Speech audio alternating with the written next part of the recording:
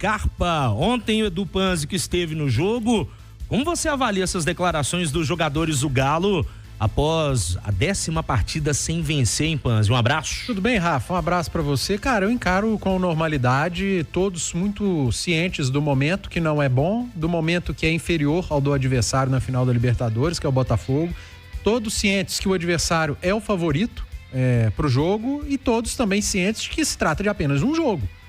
E que em uma partida esse favoritismo ele diminui. Eu sempre falo aqui, não tô falando porque é a final da Libertadores, que no mata-mata a distância técnica ela diminui, e no caso não é nem um mata-mata, é só um mata, porque são 90 e poucos minutos, talvez mais 30 de prorrogação, e essa distância técnica obviamente ela diminui. E aí entra muito a parte mental, a parte física. O Botafogo fez um jogo muito importante e duro ontem pelo Campeonato Brasileiro. O Atlético poupou os seus principais jogadores. O Botafogo teve data FIFA de descanso para muitos jogadores, o Atlético não teve. Então acho que fisicamente as equipes chegam num momento muito parecido. Mentalmente o Botafogo chega mais forte, porque vive um momento melhor, e o Atlético precisa se apegar às coisas boas da temporada.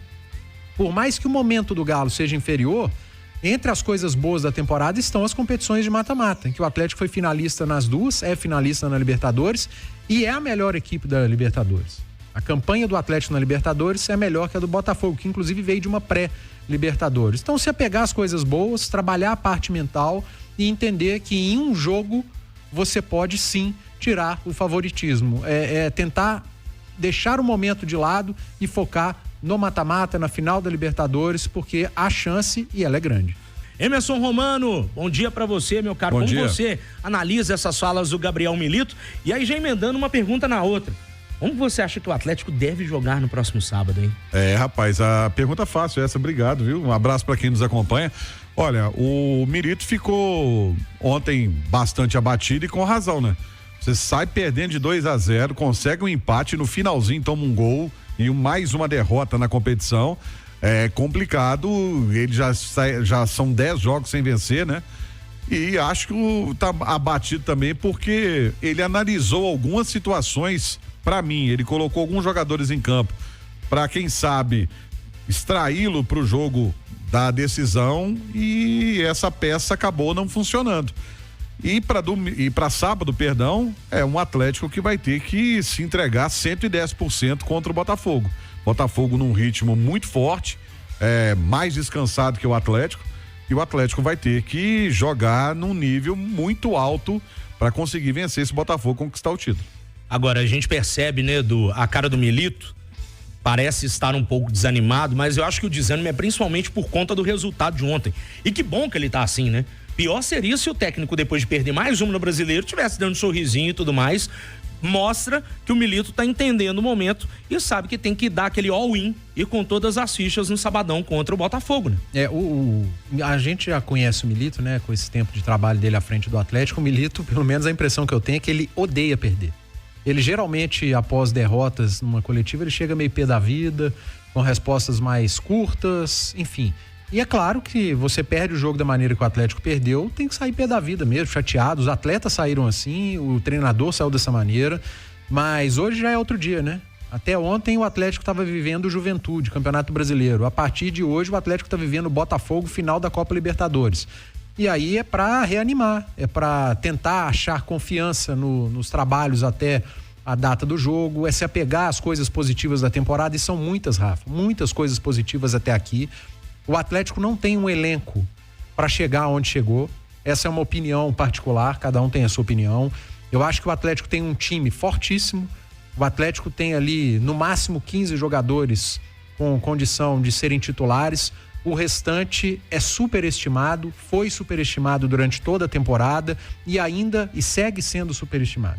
Muita gente entende o elenco do Atlético como um dos principais do futebol brasileiro. Se você achar os 7, 8 principais, tudo bem, mas entre os 3, 4 não está. Tem muito jogador no elenco do Atlético que não seria titular no Juventude, e muita gente acha que seria titular em qualquer equipe do futebol brasileiro. Não é dessa maneira. E o elenco do Atlético, ele foi o responsável pelo Campeonato Brasileiro, que é a pior competição do Atlético na temporada. O time do Atlético que esteve em campo nas Copas, e quando eu falo time, eu tô falando de 15 jogadores, esse deu resposta. Esse foi pentacampeão mineiro, esse foi finalista da Copa do Brasil e esse vai jogar a final da Libertadores. O elenco do Atlético, quando acionado, não deu a resposta, pelo contrário, deixou a desejar, teve sequência de jogos e não foi bem, perdeu jogos que a gente acreditava que ele fosse vencer e na prática foi ao contrário. Então, quando o Atlético precisou do elenco, ele não deu a resposta. E olha o exercício que nós estamos fazendo, nós estamos virando do avesso para tentar encontrar um substituto do Zaratio. Se o elenco fosse tão qualificado assim, a resposta viria na ponta da língua. E não é dessa maneira. Não precisaria nem quebrar a cabeça. Não precisaria quebrar a cabeça. Já encontraria rapidamente um substituto. E o Milito tá aí quebrando a cabeça, até com possibilidade de mudar o esquema por conta de não ter esse jogador que dá essa dinâmica no meio campo, esse jogador que dá essa intensidade, né? E ontem, vamos falar a verdade, viu? Que joguinho feio.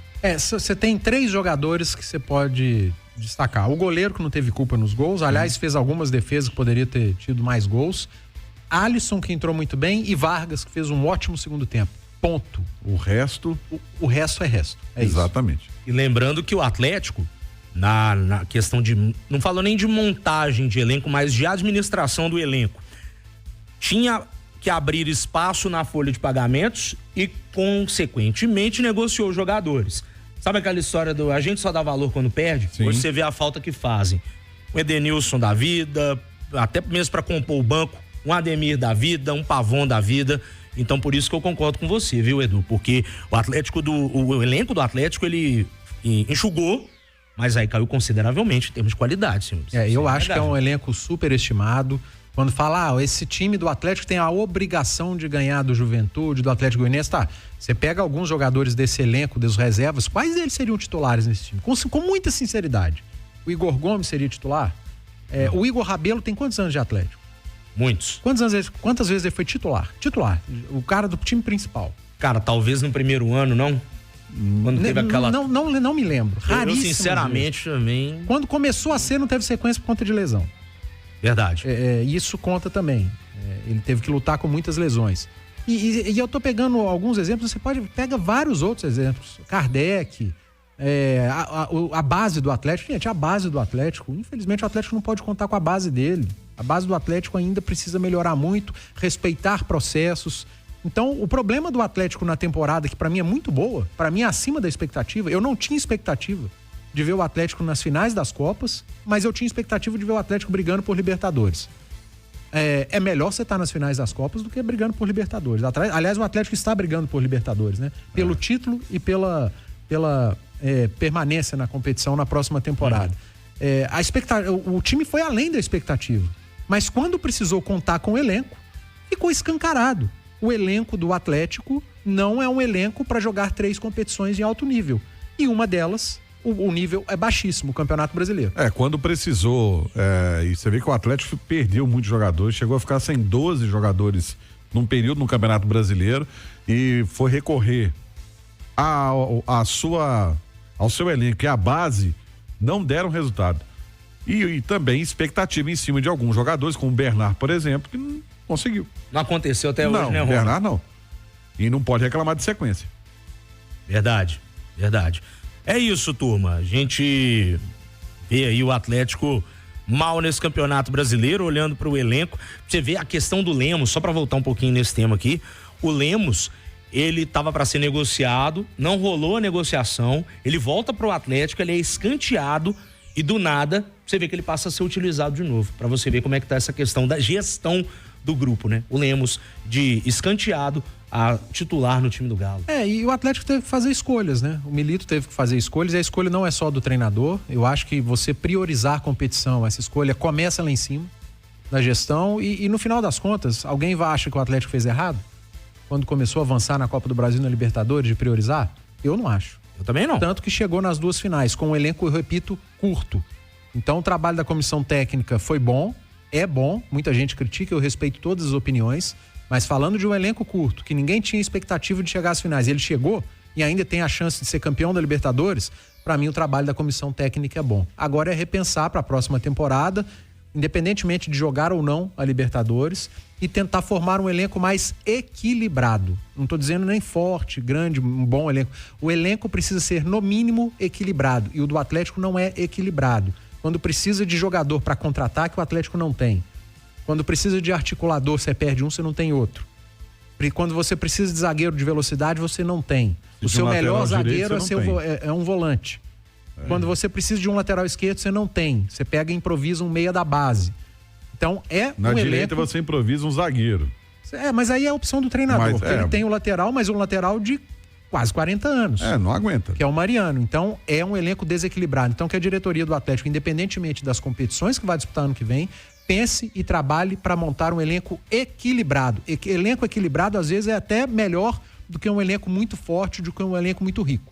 E olha só, você pega o atual campeão da Libertadores, que tem esse mesmo problema de elenco, e até com jogadores envelhecidos, ele não conseguiu avançar para as finais, nem de Libertadores, que ele defendia o título, nem de Copa do Brasil, e briga contra o rebaixamento.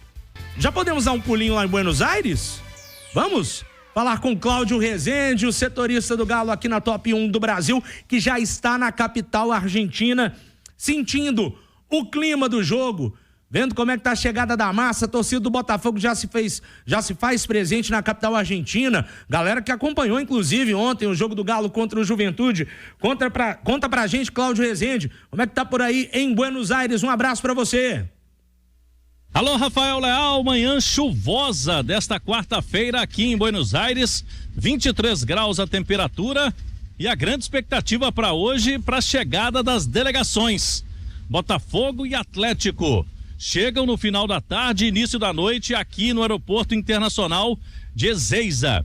O Galo, por volta de 6h50, vai ter Aerogalo. Em Confins, Paulo Azeredo está acompanhando tudo aí da saída do Atlético, e nós aqui em Buenos Aires acompanhando a chegada do Galão da Massa rumo à glória eterna. O título tão importante da Copa Libertadores da América.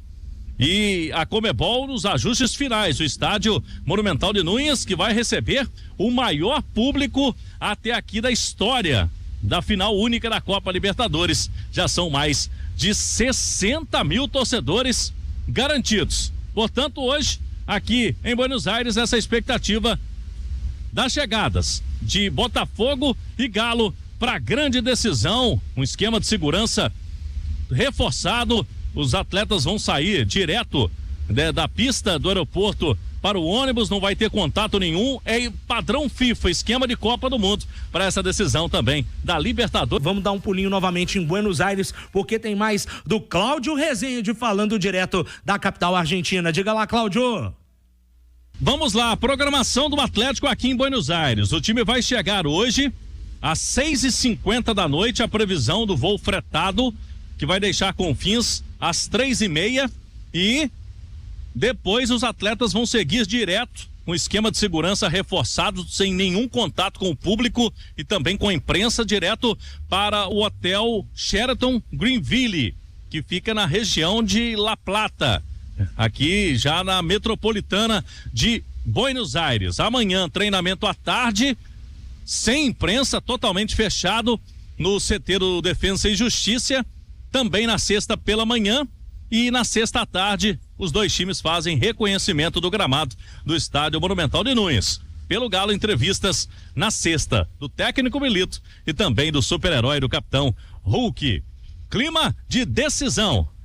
A capital argentina respira a final da Copa Libertadores.